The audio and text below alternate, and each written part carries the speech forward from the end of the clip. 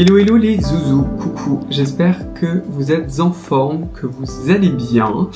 Et écoutez, bienvenue à vous dans cette nouvelle vidéo, qui est en fait une vidéo un petit peu comparative où je vais essayer de vous comparer des produits, certains qui sont beaucoup plus chers que d'autres avec des écarts de prix assez différents pour les mettre un petit peu en valeur et pour que vous aussi vous puissiez un petit peu vous orienter, hein. Tout simplement, c'est un peu l'idée, hein.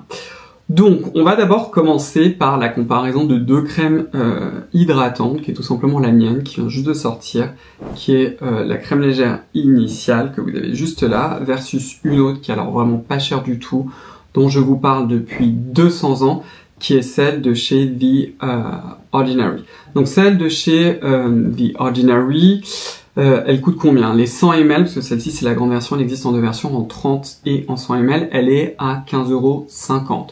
Donc on va arrondir, on va dire qu'elle coûte 8 € versus la mienne, où ce n'est franchement pas du tout le même prix, c'est-à-dire que pour 50 ml, elle coûte 64,99 €. Donc deux écarts de prix complètement différents.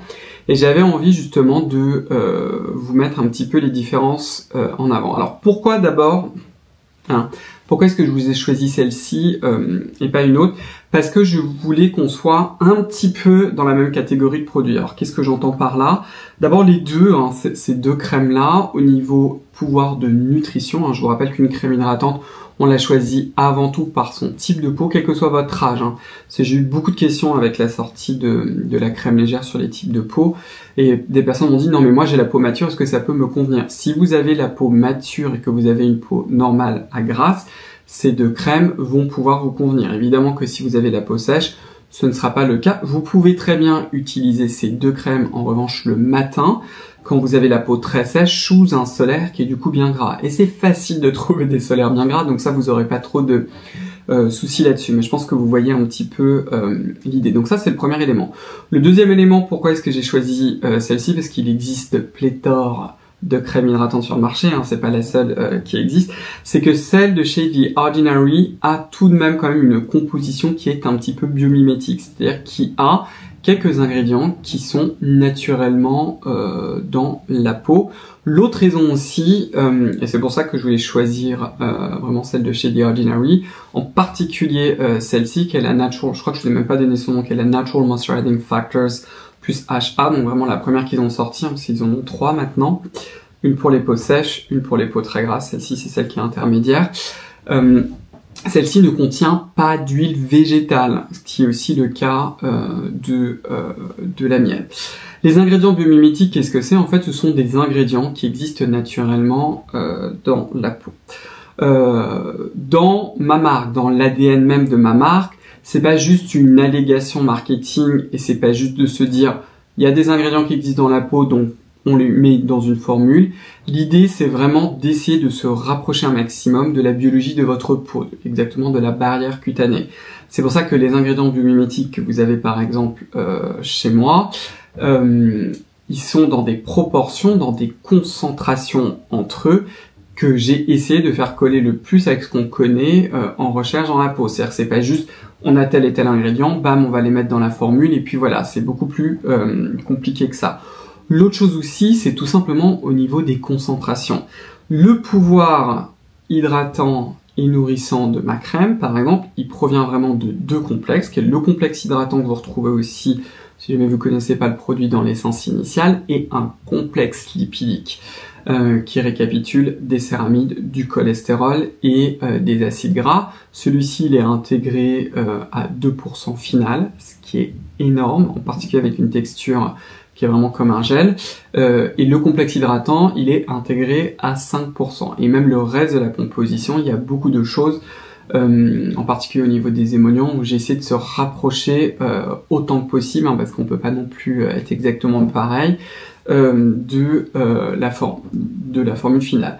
Ce qui explique aussi le prix. Bon, déjà, je suis une entreprise toute petite, donc moi, quand je vais acheter mes céramides, mon cholestérol, tous les précurseurs, j'en ai pas énormément parlé, mais par exemple les précurseurs des céramides que vous avez dedans, ce sont aussi des précurseurs qui sont extrêmement biomimétiques. J'ai passé beaucoup de temps à les rechercher. Même chose avec les facteurs naturels d'hydratation, etc. bah, je peux pas en acheter 3 tonnes 5, si vous voyez ce que je veux dire. Donc du coup, bah, je paye fort le prix du marché. Et c'est surtout que la majorité de la formule, en fait, au final, là, vous avez déjà 7% d'ingrédients qui coûtent une blinde. C'est une formule qui coûte extrêmement cher. La formule que vous avez là-dedans coûte plus cher que la version 30 ml. Juste en coût formule, je ne vous parle même pas du reste. Donc c'est vraiment énorme. Enfin bref. Donc ça, c'est la base. Chez The Ordinary, la base, comme je vous l'ai dit, ne contient pas d'huile. On a un des premiers ingrédients qui est assez similaire à la mienne, qui est le caprylique capritriglycéride. Je vous en ai parlé 200 fois. Et ensuite, vous avez du cétylalcool, qui est un émollient assez classique et qui surtout ne coûte pas très cher. Quand vous allez regarder la composition, vous allez voir très très haut chez The Ordinary sodium hyaluronate, qui est une forme d'acide hyaluronique. Alors, il n'est pas décrit, on ne sait pas exactement laquelle est-ce, qui est juste après la glycérine, donc je peux pas vous donner la concentration finale. Et ensuite, vous allez retrouver toute une série d'acides aminés. Certains de ces acides aminés, vous allez aussi les retrouver dans la mienne. C'est pour ça que je voulais vous faire le parallèle. Je pense que la différence, alors j'ai pas demandé à The Ordinary évidemment, bon déjà c'est que il y en a certains qui n'existent tout simplement pas naturellement à la surface de la peau, et l'autre chose aussi ça doit être les concentrations. Dans mon complexe, dans le complexe hydratant que vous avez chez moi, il y a 40% d'acides aminés, ce qui est énorme. Je pense pas que ce soit le cas chez The Ordinary, et aussi la compo est assez différente. Vous retrouvez aussi des précurseurs des céramines, en particulier l'acide linoléique et l'acide oléique que vous retrouvez aussi chez moi. Je pense pas que ce soit dans des concentrations énormes. Alors, finalement, quelle est la différence entre les deux? C'est pour le même type de peau, comme je vous l'ai dit, si vous avez une peau normale à grasse, vous n'aurez pas de souci avec ces deux produits. Les deux contiennent des ingrédients biomimétiques. L'énorme différence, c'est que chez moi, j'ai poussé, comme on dit, le bouchon très très loin. En termes de résultats, en termes de nutrition, ça va être assez similaire, mais je trouve, alors après évidemment c'est ma crème, hein, je trouve que la mienne va être largement supérieure, c'est-à-dire qu'elle va vraiment avoir cet effet qui va transformer votre peau sur le long terme, parce que justement vous allez avoir cette reconnaissance de votre peau qui va vraiment reconnaître ces ingrédients, à la différence de celle de chez The Ordinary. Évidemment, l'avantage majeur de chez The Ordinary, bah, c'est tout simplement le prix. C'est comme une excellente composition qui est très bien faite, qui est aussi sans parfum, sans irritant connu. Attention avec l'acide hyaluronique. Et comme je vous le dis depuis très longtemps, si vous avez un budget restreint ou si vous voulez faire des économies, c'est évidemment dans le département de la crème hydratante qu'il vaut mieux le faire, mais on peut pas non plus espérer le même type de résultat sur le long terme. Et si vous faites aussi, si vous êtes à fond vraiment dans l'anti-âge, je pense que par exemple avec la mienne, vous aurez des résultats beaucoup plus jolis, si vous aurez plus de synergie avec les actifs. On va maintenant passer à une autre catégorie qui est pas du tout du skincare, mais qui est de beauty device, qui sont en fait de masques LED, tout simplement. Le tout dernier qui vient de sortir, que vous avez juste là, de chez Nuance, qui est le Max Access Plus, et je vais vous mettre dans la description la vidéo où je vous en parle pour la première fois, versus un autre masque de chez Nuance qui est juste là, qui est le masque LED Pro. Pourquoi est-ce que j'avais envie de vous comparer les deux? Parce que bon, déjà jusqu'à assez récemment, c'est ce que je vous ai expliqué un petit peu dans la vidéo, vous donnez une alternative de masque LED premier prix pour celles et ceux d'entre vous qui avaient un budget plus restreint, on vous dit tout simplement moi je n'ai pas envie de mettre cette somme là. C'était très compliqué pour moi. Aussi parce que, ça c'est un truc que je vous ai déjà dit, hein, je radote, en tout cas pour celles et ceux d'entre vous qui me suivent depuis longtemps, j'ai beaucoup de chance de connaître la fondatrice de chez Nuance, et du coup j'ai participé à la conception de ces masques-là. Donc je sais ce qu'il y a derrière, je sais aussi où sont faits 99% des masques au niveau mondial, et vous en avez en fait qui sont, c'est ce que je vous ai dit, des masques premier prix. Et s'ils étaient vendus beaucoup moins cher, je serais en mode, il n'y a pas de souci, et voilà. Donc du coup, il y a eu toute une réflexion en interne chez Nuance, et c'est aussi quelque chose que moi j'avais dit. J'ai dit, ce serait quand même génial qu'on ait un masque LED qui soit vraiment beaucoup plus accessible, hein, pour les personnes qui ont tout simplement pas le budget, mais où on essaye en fait finalement de faire le maximum pour garder une bonne qualité. Et c'est un petit peu le cas avec le masque Access Plus. Alors évidemment que là, comme ça, dans l'absolu, hein, c'est un petit peu comme quand je vous l'ai fait avec Silla versus The Ordinary. Si je dois vous en recommander un dans l'absolu, bah oui, je vais vous dire que ma crème Silla, moi je la trouve largement supérieure à celle de chez The Ordinary. Sauf que si vous n'avez pas le budget, celle de chez The Ordinary est excellente. Et là, ça va être la même chose finalement en fait pour ces deux masques LED. Si vous avez le budget, que vous êtes en mode moi je veux le meilleur et surtout vous pouvez vous le permettre, vous foncez avec le masque LED Pro. Si jamais c'est pas le cas, prenez l'Access Plus qui est assez incroyable. Avant que j'oublie, en ce moment, comme c'est toujours l'ouverture, j'allais dire, c'est le lancement en fait, vous pouvez avoir moins 30%. Donc en fait, vous avez en ce moment le masque qui est à moins 20% qui se cumule avec mon code de moins 15%. Donc c'est extrêmement intéressant. Ça va pas durer très longtemps. Donc si jamais ça vous intéresse, mais du coup il est en dessous de 300 €. Donc ça vaut vraiment le coup. Les deux, en fait, ont une qualité de LED similaire. C'est-à-dire que ce sont des LED dans le domaine du rouge et de l'infrarouge. Je vais pas le répéter 15 fois, je vous ai déjà fait beaucoup de vidéos dessus, mais il y a eu vraiment cette réflexion pour ne pas dégrader les LED et qu'elles soient toujours à plus ou moins 2 nanomètres. En réalité, c'est 1 nanomètre. Donc en fait, le gold standard, même nombre de LED, 99 dans le rouge, 99 dans l'infrarouge, avec aussi une répartition des LED très intéressante, c'est-à-dire qu'au milieu du front, autour des yeux, aussi autour de la bouche et autour du nez. Les énormes différences, c'est qu'il y en a un qui est rigide, donc du coup qui va moins bien s'adapter au visage que le masque LED Pro. L'autre chose aussi, c'est comme celui-ci en réalité, il est flexible et qui va venir se coller. C'est vrai que la couverture en termes de lumière, comme c'est beaucoup plus malléable, va être beaucoup plus intéressante chez le professionnel, tout simplement. Alors que le semi-rigide, c'est pas le cas, mais le fait en fait qu'il soit fait avec cette coque solide, avec la batterie intégrée à l'intérieur, ça permet effectivement de réduire drastiquement les coûts et donc du coup d'avoir pu garder ces LED qui coûtent une véritable blinde, parce qu'il faut quand même le dire. L'autre différence aussi, comme je vous l'ai dit, là il y a une batterie qui est intégrée, là vous avez une batterie externe et le Pro vous pouvez le brancher aussi directement, ce que moi je fais toujours parce que les batteries j'en ai marre si vous voulez savoir. Et l'autre chose aussi, c'est que celui-ci il est à 45 mW par centimètre carré, alors que celui-ci il monte jusqu'à 50 mW par centimètre carré, donc beaucoup plus puissant. Les deux derniers produits, et ça je trouvais ça assez amusant de vous faire la comparaison, parce qu'il y a mille et une façons, on peut comparer les mêmes types de produits et tout. Là c'est pas exactement pareil, parce qu'on va comparer un sérum, qui est tout simplement un sérum dont je vous ai d'ailleurs beaucoup parlé, qui contient un dérivé de vitamine C qui s'appelle ascorbyl tétraisopalmitate.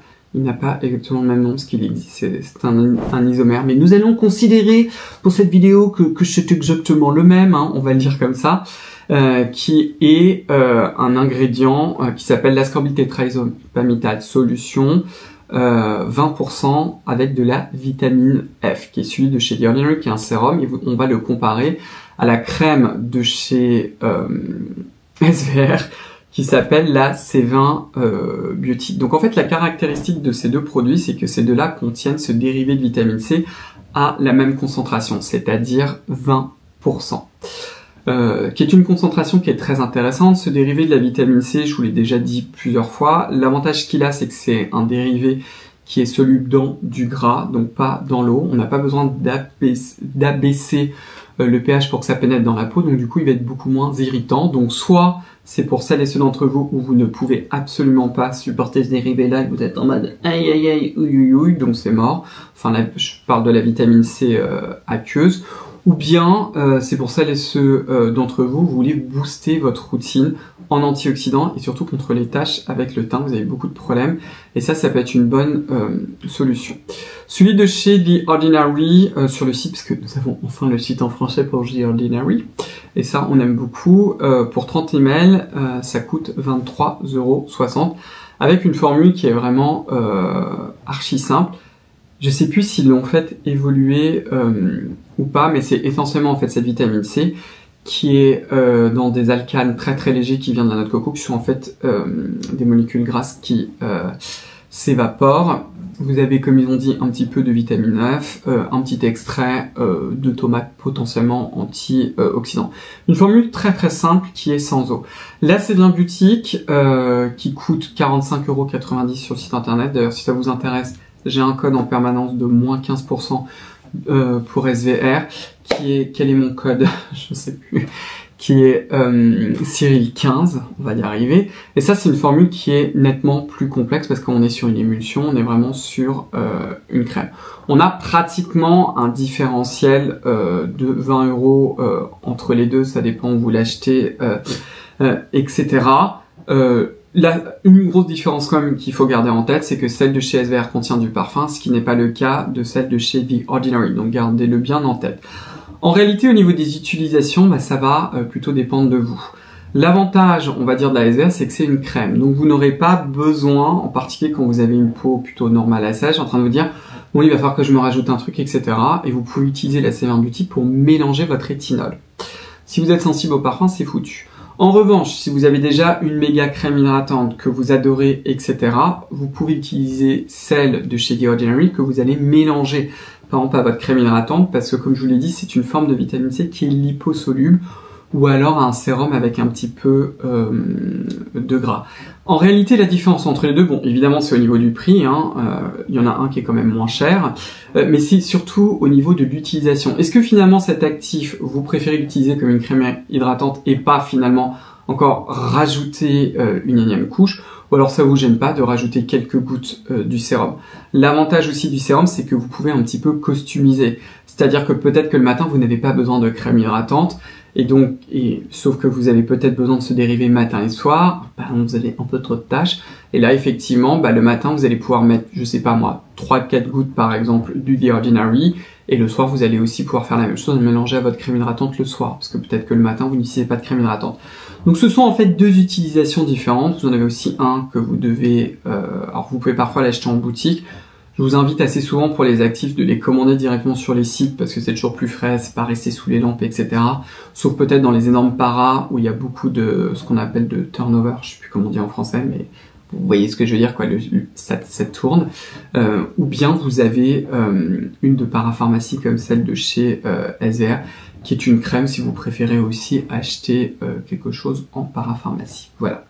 J'espère que cette petite vidéo vous a plu et qu'elle va vous aider. J'ai envie aussi de vous refaire la même chose avec des produits finalement très très chers et vous donner des alternatives moins chères qui sont carrément mieux. Parce que là, c'était vraiment une vidéo où vous avez plus en fait un choix en fonction de votre budget aussi, bien évidemment, mais c'était pas des produits nuls entre guillemets quoi. Tous ces produits-là sont excellents, je vous les recommande depuis très longtemps. Voilà.